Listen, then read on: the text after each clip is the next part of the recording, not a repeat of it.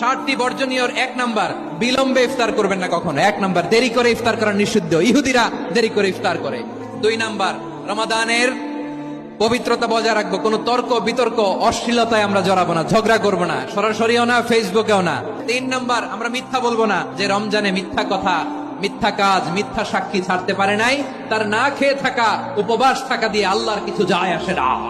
4 number, অপচয় করবো না। ইন্নাল মুবাযযিরিনা কানু ইখওয়ানাশ শায়াতিন ওয়া কানা শাইতানু লিরাব্বিহি কাফুরা। অপচয়কারী শয়তানের ভাই। 5 নম্বরে, রিয়া, লোক দেখানো ইবাদত আমরা করব।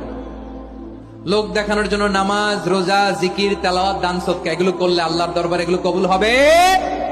6 নাম্বার, এক অসাধু ব্যবসায়ী আছে, রমজান আসলে নিত্য প্রয়োজনীয় পণ্যের মূল্য বৃদ্ধি করে দেয়, এগুলো করবেন না।